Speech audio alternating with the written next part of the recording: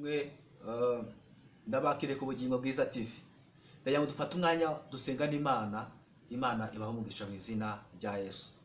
Mana yacu turagushimiye, uri Imana yo kure, uri Imana y'urukundo, uri Imana ifite imbaraga n'ubutware n'ubushobozi, uri Imana yo kwizerwa, uri Imana yo gupfukamirwa, uri Imana yo gushimwa, uri Imana yo gushirwa hejuru. Turagushimiye cyane Mana, uri Imana itabura kuboneka mu byago no mu makuba.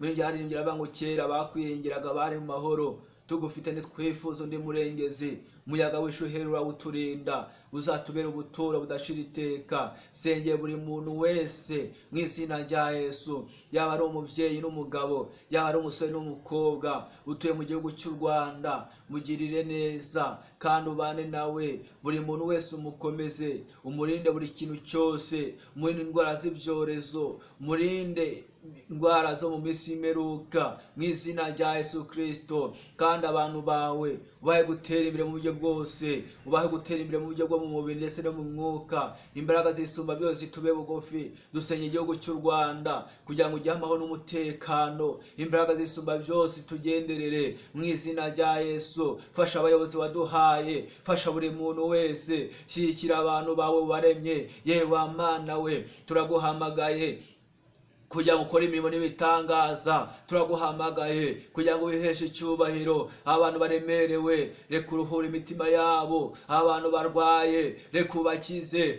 Twamaze kumenya neza yuko nta ndwara n'imwe utakiza, nta ndwara n'imwe yakunanira. Kiza abantu indwara zitandukanye, kiza abantu indwara za kanseri, indwara z'imyijima, rubagimpande n'imigongo, umutwe, indwara z'impyiko, ibifu mu izina rya Yesu. Kiza abantu indwara z'amara, kiza abantu indwara z'imitima mu izina rya Yesu.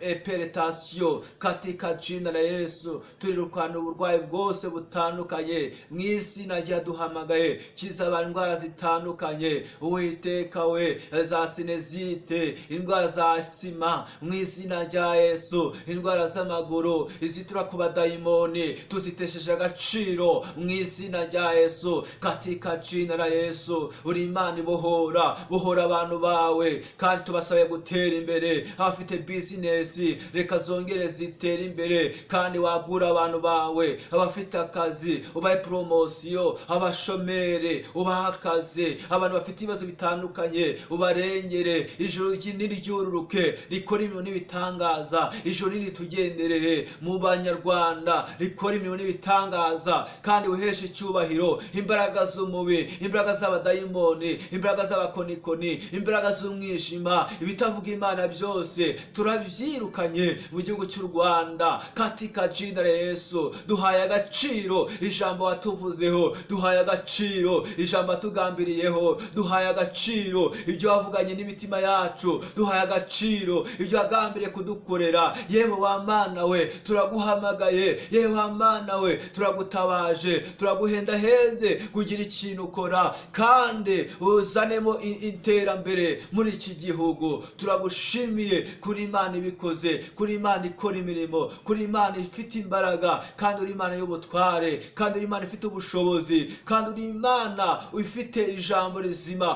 ku buzima bwacu. Kandi ibyo wibwira kutugirira ntabwo ari ibibi, ahubwo ni ibyiza, kugira ngo turebe umutima w'ibyo tuzabona hanyuma. Imana ishimwe, dufite kwizera ko hari ikintu uzakora, dufite kwizera kuzakora imirimo n'ibitangaza, dufite kwizera kuzongera ukagarura amahoro mu gihugu cyacu, dufite kwizera kuzahindura amateka ku buzima bwacu, dufite kwizera ko hari ikintu uzakora, dufite kwizera Mwami Imana yacu kuzadusubiza mu buzima busanzwe. Imana ihimbazwe, Imana ishigwe hejuru. Ngaho komeza kutugira neza, ngaho komeza kuturengera, ngaho komeza kubana natwe no kudushyigikira no kudufasha mu izina rya Yesu Kristo Umwami wacu. Amen. Imana ibahe umugisha mu izina rya Yesu. Amen. Mugubwe neza. Shalom, shalom, shalom.